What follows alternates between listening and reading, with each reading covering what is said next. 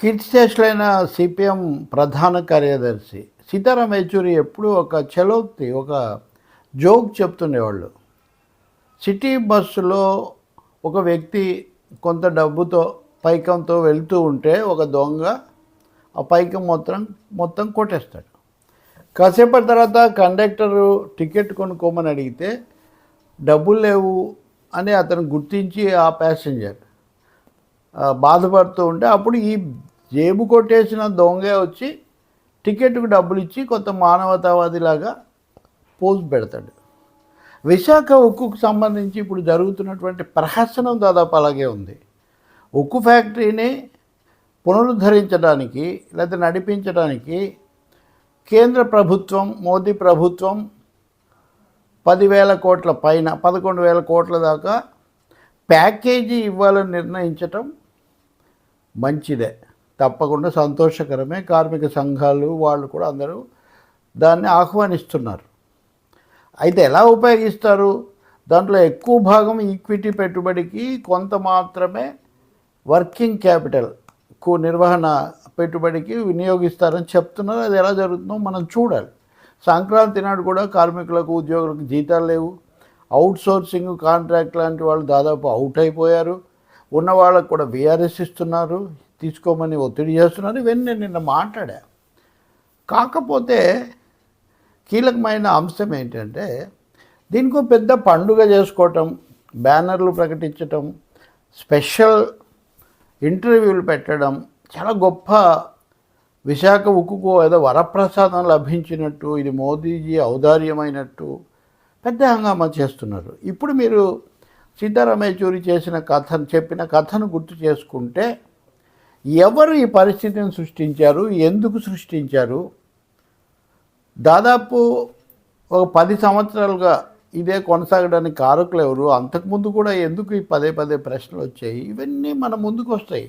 అంటే ఎవరైతే సమస్యను, సంక్షోభాన్ని సృష్టించారో, ఎవరైతే దాన్ని నిరుత్పాదకంగా చేసి దాని ఉత్పత్తి సామర్థ్యాన్ని తగ్గించారో, ఎవరైతే దానికి క్యాప్టివ్ మైన్స్, దాని సొంత గనులు కేటాయించకుండా మార్చారో, భారాలు పెంచారో, ఎవరైతే విదేశాల నుంచి కొన్నటువంటి ముడి సరుకును కూడా తీసుకోనివ్వకుండా గంగవరం రేవును అదానీ పరం చేశారో, ఇవన్నీ నష్టానికి కారణాలు. ఇవన్నీ ఎవరు చేశారు? కేంద్ర ప్రభుత్వమే. గతంలో ఉన్నదాన్ని మోదీ ప్రభుత్వం ఇంకా తీవ్రం చేసింది. అసలు వాళ్ళ అధికారిక విధానమే డిజిన్వెస్ట్మెంట్ పాలసీ. దానికి ఒక కోటాలు కూడా నిర్ణయించుకున్నారు. 2 లక్షల కోట్లు తేవాలి, ఇంత తేవాలి, అంత తేవాలి. నా లెక్కలు కావాలని నేను ఇంకోసారి చెప్తా. విశాఖ ఉక్కుకు సంబంధించి ఎప్పుడెప్పుడు ఆ భూములు కొట్టేద్దాము, ఎప్పుడెప్పుడు దాంట్లో ప్రైవేట్ భాగస్వాములను ప్రవేశపెడదామని ఆరాటపడింది, పథకాలు వేసింది కేంద్రమే కదా. ప్రైవేటీకరణ ఆలోచన ఉందేనే కదా 2 నెలల కిందట కూడా పార్లమెంట్లో చెప్పారు.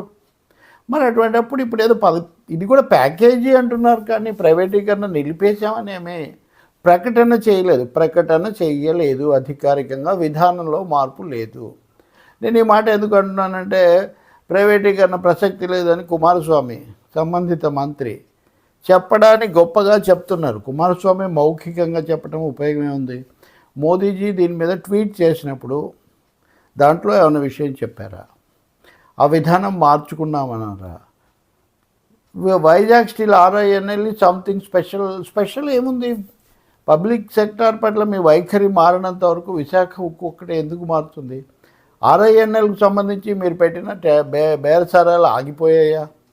కొద్ది రోజుల కిందటనే స్టీల్ శాఖ, ఉక్కు శాఖ కార్యదర్శి వాణిజ్య పత్రికలతో మాట్లాడుతూ, కేవలం మేమిచ్చే ప్యాకేజీ మాత్రమే సరిపోదు, ఇంకా ఇతర భాగస్వాములు అంటే ప్రైవేట్ భాగస్వాములను కూడా కలుపుకోవాల్సి ఉంటుంది అని చెప్పిన మాట నిజం కాదా?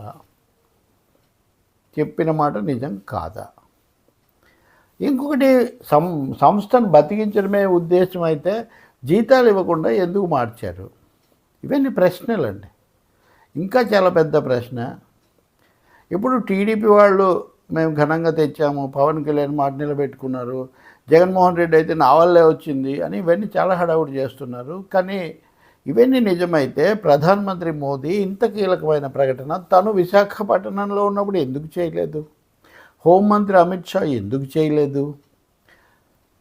చివరిది వాళ్ళు ఎన్ని ప్రయత్నాలు చేశారు, కార్మికులు రాజకీయ పక్షాల ఉద్యమం వల్ల కదా వాళ్ళు వెనక్కు తగ్గారు. ఏనాడైనా మీరు బీజేపీకి మోదీకి దీన్ని ఒక షరతుగా పెట్టిన ఉదాహరణలు దాఖలాలు ఉన్నాయా? లేవే. మొన్న కూడా మీరు ఆర్సెల్ మిట్టల్ గురించి అడిగి వచ్చారు కదా, క్యాప్టివ్ మైన్స్ ఇవ్వండి అని. అది మీరు వైజాగ్ స్టీల్కి అడిగారా? లేదే. ఇప్పుడు ఉన్నాయి, అవన్నీ ఏం లేవు. ప్యాకేజీలు అప్పుడు ప్రత్యేక హోదా బదులు ప్రత్యేక ప్యాకేజీ అన్నారు. అదేమీ ఇప్పటికీ అది రాలేదు, ఇది రాలేదు. హల్లీకి హల్లీ, సున్నకు సున్నా. ఇప్పుడు విశాఖ ఉక్కు కూడా సమస్య కూడా అంతే. ఈ ప్యాకేజీ సొల్యూషన్స్ కాదండి, పాలసీ చేంజెస్ కావాలి. అప్పుడు ఈ ప్యాకేజీ అనేది ఏ విధంగా చివరకు మిథ్యగా మారిందో ఇప్పుడు కూడా అంతే అవుతుంది. 35,000 కోట్లు అప్పే చూపిస్తున్నారు. మీరు 10,000 అందరూ మూడో వంతు మటుకు ఇచ్చి బ్యాంకులో రుణాలు ఇస్తాయనేమి లేదు. ఇంకా చాలా చాలా జరగాలి.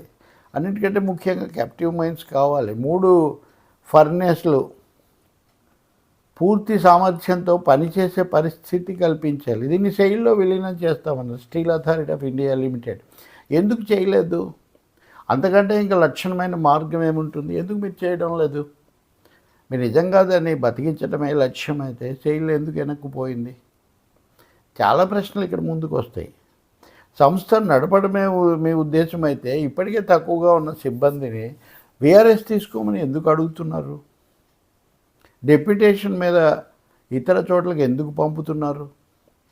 అన్నిటిని మించి ఉక్కు శాఖ కార్యదర్శి చెప్పినట్టు ఈ ఇతరుల భాగస్వామ్యం కూడా కావాలి, ఇది ఒక్కటే చాలదని ఎందుకు అంటున్నారు?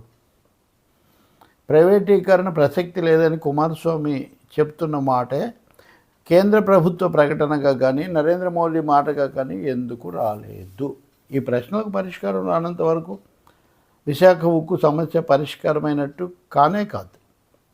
జరిగినంత వరకు సోఫార్ సో గుడ్, అంతవరకు మంచిదే. దాన్ని కూడా కార్మిక సంఘాలు చేస్తున్నాయి. కానీ దీంతోనే పరిష్కారం కాదు అనేవి బల్లగుద్ది చెప్తున్నాయి. ఇంకా ఈ పరిష్కారం మా గొప్పతనం అంటే మా గొప్పతనం అని పోటీ పడ్డం అర్థం లేదు. వైసీపీ కూడా ఈ విషయంలో గట్టిగా ఏదో మేమే చేసామని చెప్పుకోవడం అర్థం లేని విషయం. వాళ్ళు ఒత్తిడి అప్పుడు చేయలేదు. ఇప్పుడు మెజారిటీ లేని మోదీ కొంతవరకు దీన్ని ఆమోదించినట్టు కనిపిస్తున్నా కానీ 30,000 కోట్లు ఇవ్వలేనంత దుస్థితిలో కేంద్రం ఏం లేదు. ప్యాకేజీ అయినప్పుడు అది 30,000 కోట్లకు కూడా ఇవ్వచ్చు కదా. ఇంకోటి, విశాఖ స్టీల్ ప్లాంట్ భూములు అమ్మము అని ఏమైనా చెప్తున్నారు, ఇప్పుడు చెప్పడం లేదే. కాబట్టి ప్రైవేటీకరణ లేదని స్పష్టమైన ప్రకటన లేకుండా, క్యాప్టివ్ మైన్స్ లేకుండా, భాగస్వాములను తీసుకురాము అనే ప్రకటన లేకుండా, ఇంకా ఏం మాట్లాడినా కానీ మొత్తం ఒకేసారి విడుదల చేయకుండా ప్యాకేజీ అనడం అనేది, ప్యాకేజీ అనేది ప్యాకేజీగానే ఉంటాయి పరిష్కారాలు కూడా. సంపూర్ణ పరిష్కారం కానే కాదు. ఆ దిశలో ఆలోచన కూడా లేదు. This is only purchasing time. దీంట్లో ఇంకో ప్రమాదం కూడా ఉంది. అదేమంటే, ఈ కాలంలో ఉక్కు ఫ్యాక్టరీలో అన్ని నిర్ణయాలు చేస్తారు. సహజంగా కేంద్రం చేస్తుంది. కానీ మేము దాన్ని బతికిస్తున్నాము, దీన్ని మెరుగుపరచడానికి ప్రయత్నిస్తున్నాం అనే పేరుతో వాళ్ళు హానికరమైన నిర్ణయాలు కూడా తీసుకోవచ్చు. ప్రైవేట్ భాగస్వాములను ఆహ్వానించవచ్చు, కొన్నిటిని అమ్మకానికి పెట్టవచ్చు. కాబట్టి పునరుద్ధరణతో పాటు అసలుకే ఎసరు పెట్టే చర్యలకు కూడా చాలా అవకాశం ఉంటుంది. ఇది చాప కింద నీరులాగా జరిగిపోతుంది. ఒక 2-3 ఏళ్ళు అయిన తర్వాత దీని పని అయిపోయింది, ఇంకా లాభం లేదు అని చెప్పొచ్చు. హైదరాబాద్లో ఐడిపిఎల్తో సహా అసలు హైదరాబాద్ ఒకప్పుడు ప్రభుత్వ రంగ సంస్థలు ఎన్ని ఉండేవి, ఇప్పుడు ఏమయ్యాయి అవన్నీ? ఇప్పుడు అలాగే ప్రైవేట్ వాళ్ళు కొన్న విశాఖలో కూడా ఉన్నాయి బిహెచ్పివి లాంటివి మనం చూస్తున్నాం. కాబట్టి విశాఖ ఉక్కు నిజంగా కాపాడాలంటే సంపూర్ణమైన, స్పష్టమైన, సమగ్రమైన ప్రకటన చేయాలి, చర్యలు తీసుకోవాలి. అవి ఏమి చేయకుండా ఏదో ప్యాకేజీ ఒకటి ప్రకటించేసి అబ్బో దీనికే చాలా, ఇప్పుడు ఆ ప్రకటించినందుకు అమిత్ షాకు సన్మానం చేస్తారట మిత్రపక్షాల నాయకులు. హాస్యాస్పదం కదా. అంత సన్మానం మోదీ గారే చెప్పుంటే ఆయనకే చేసేవాడు కదా. మొన్న అమిత్ షాకు సన్మానం చేయడం ద్వారా ఏపీలో ఉన్న ఎన్డీఏ ప్రభుత్వం, ముఖ్యంగా తెలుగుదేశం, జనసేన, బీజేపీ పట్ల తమ విధేయతను ప్రకటించుకుంటున్నాయి. రేపు తాము తీసుకోబోయే రాజకీయ నిర్ణయాలకు బీజేపీ అనుకూలంగా ఉండే విధంగా అవి సంకేతాలు ఇస్తున్నాయి. కార్మికులు, కార్మిక సంఘాల విషయానికి వచ్చేస్తే మటుకు వాళ్ళు వచ్చిన మేరకు స్వాగతిస్తూనే ఇది పరిష్కారం చేయదు పూర్తిగా అని వాళ్ళు చాలా స్పష్టంగా చెప్తూ ఉన్నారు. ఇది కూడా మేము పోరాడడం వల్ల సాధ్యమైంది, కానీ మీరేమి దయాదర్శిన్యాలతో ఇవ్వలేదు అనే అంశం కూడా చెప్తున్నారు. చివరి అంశం నేను నిన్న చెప్పింది మళ్ళీ జోడిస్తున్నాను. సేలం ఉక్కు ఫ్యాక్టరీతో సహా చాలా ఉక్కు ఫ్యాక్టరీలను, భారీ ఫ్యాక్టరీలను అమ్మాలని ప్రయత్నించినప్పటికీ కార్పొరేట్లు ముందుకు రాలేదు. వాళ్ళు అప్పనంగా తీసుకోవాలని చూస్తున్నారు, కానీ తగిన మూల్యం చెల్లించి తీసుకోవాలనుకోవట్లేదు. దానికి కార్మికులు లేకపోతే రాజకీయ పక్షాలు అడ్డుపడుతున్నాయి. అందువల్ల వచ్చిన పరిణామం ఇవన్నీ తెలుసుకోకుండా, చూడకుండా కేవలం భజన మాత్రమే చేయాలి, దీన్ని గొప్ప విముక్తిగా చూపించాలంటే అది వాస్తవానికి దూరంగా ఉంటుంది. అందుకనే నాకు తెలిసి విశాఖలో వామపక్షాలు, సిపిఎం, కార్మిక సంఘాలు ఆందోళన కొనసాగిస్తున్నాయి. మహాధర్నా ఇట్లాంటిది కూడా చేస్తూ ఉన్నాయి. చూద్దాం కేంద్రం నుంచి ఇంకా ఏమాత్రం స్పష్టమైన ప్రకటన వస్తుందో. కార్మికులు ముందుకు తెచ్చే కోర్కెల మీద, ఈ తొలగింపుల మీద ఎలాంటి జవాబు బాధ్యత కేంద్రం తీసుకుంటుందో. నేను ప్రస్తుతం కర్నూలులో ఉన్నాను, ఒక కార్యక్రమం, దాని గురించి కూడా రేపు మీతో మాట్లాడతాను. అందుకే కొన్ని అంశాల మటుకే ఈ సమయంలో మీ దృష్టికి తేగలుగుతున్నాను.